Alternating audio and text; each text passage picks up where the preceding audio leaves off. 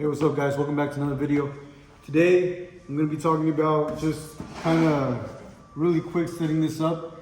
I know a lot of friends of mine have asked me if they can bring the machines over so that I can dial it in for them and whatnot. Just to get started basically. This is for like people that are first time welders or very early beginners. I'm just going to show you quick tricks to dial in the machine depending on what you're welding. I'm also going to talk to you about some problems people had.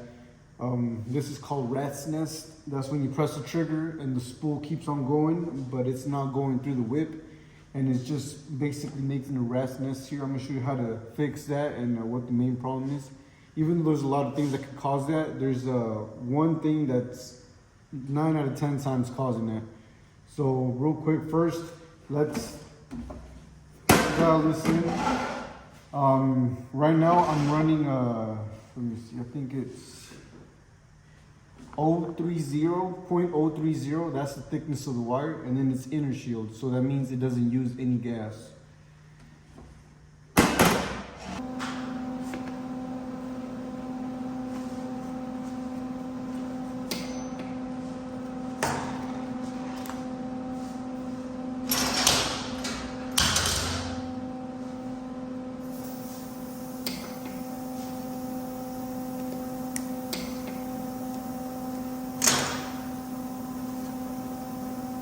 So I was gonna skip through this and just fix the little problem I had here and then keep going, you know what I mean?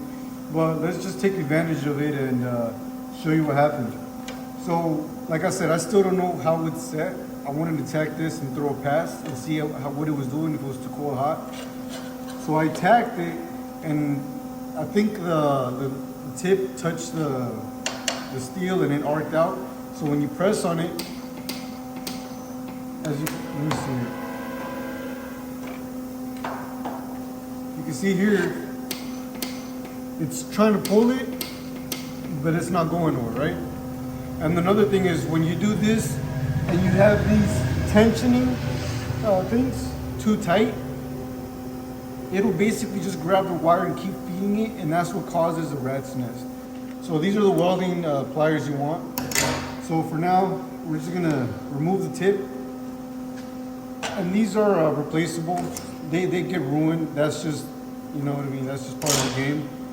Normally you have a few of them extra. Sometimes you get stuck, and so if you can see here, it arced out, and no matter how much I would have pulled on the wire, it wouldn't have came out. So all you gotta do is just clip it. Give yourself a little extra wire.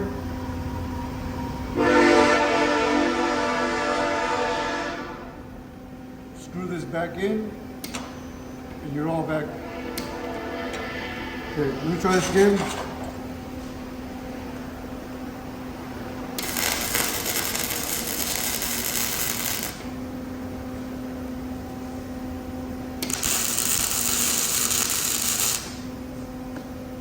So right now I can tell that this setting, the H and the 3, it's not bad. Let me do a little pass and then I'll show you exactly what it looks like.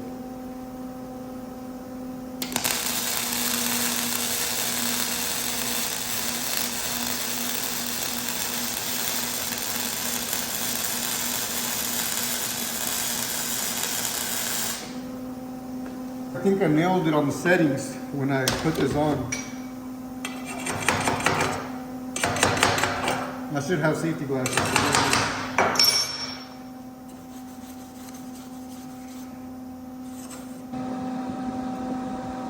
So not bad, to be honest. This is the tack I gave it, which is, like I said, not bad. One thing to notice, whenever you do weld inner shield, it's gonna look like this. It might not look too pretty, but trust me, once you clean it up,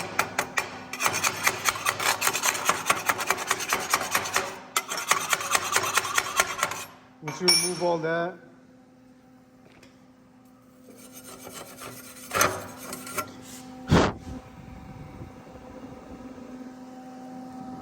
so that's a good setting.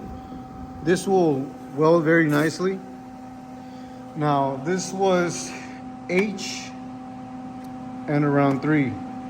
So if your dial has a number on it, this is if you're welding around a 1/4 inch. So just kind of go like, make sure it's pointing this way, you know what I mean? Just kind of like maybe 3/4 of the turn. Okay, so now I'm gonna give you an example. Let's say I didn't guess this correct in the first time and I got it too cold.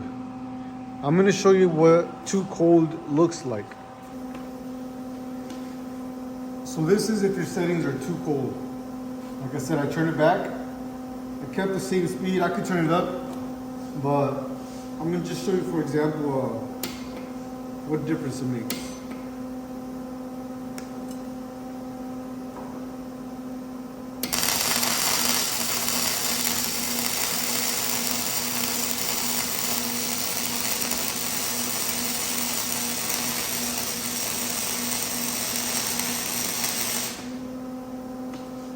Okay, well, to be honest, it's still welded pretty good.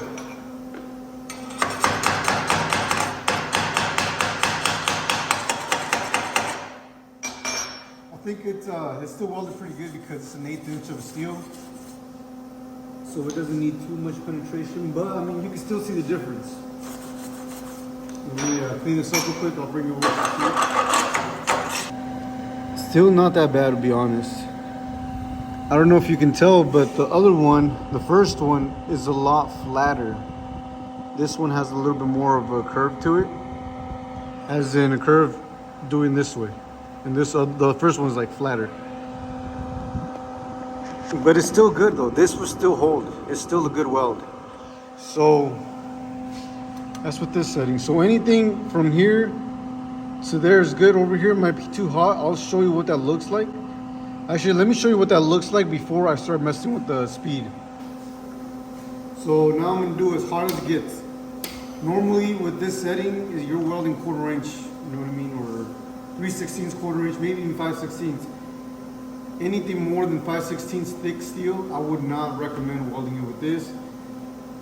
I would get a definitely bigger welder. So let's see what this looks like.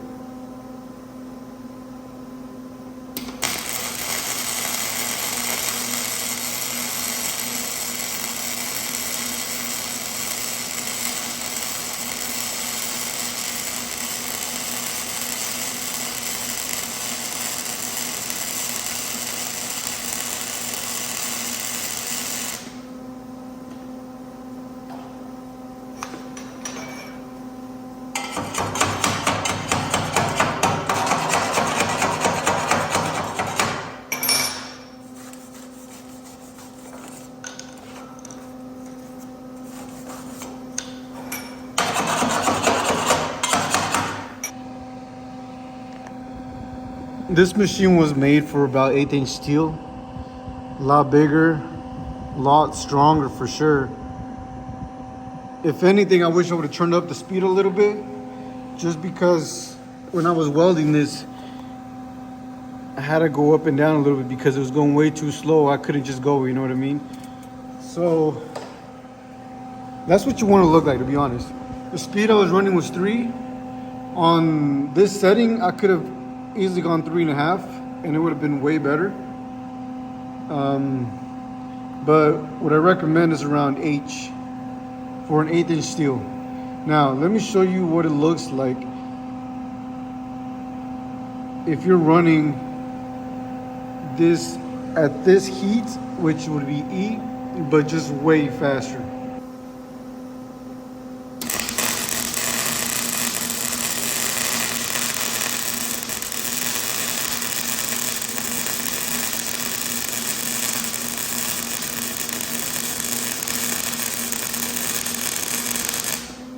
All right, that's enough. Just splatter everywhere, it's horrible.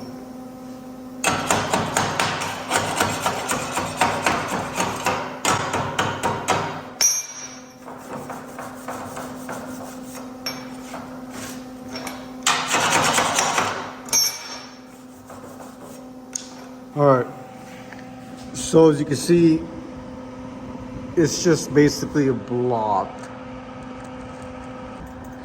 All this is slag inside, because basically what happened, if the plate is right here, this thing was just balling up like that. So there's garbage in here and there's garbage in there, and trust me, that's not strong at all. When and over here, when you got it hot, if it's like this, right, it just melted the steel and it became one. This is so cold because it was going so fast that this has barely any penetration, and this is really bad. I don't know if you can see that line right there. That's just all slag. If I hit that off, you can see the crater in there. So something real quick that happens very often as soon as you get your machine. There is a positive and negative polarity.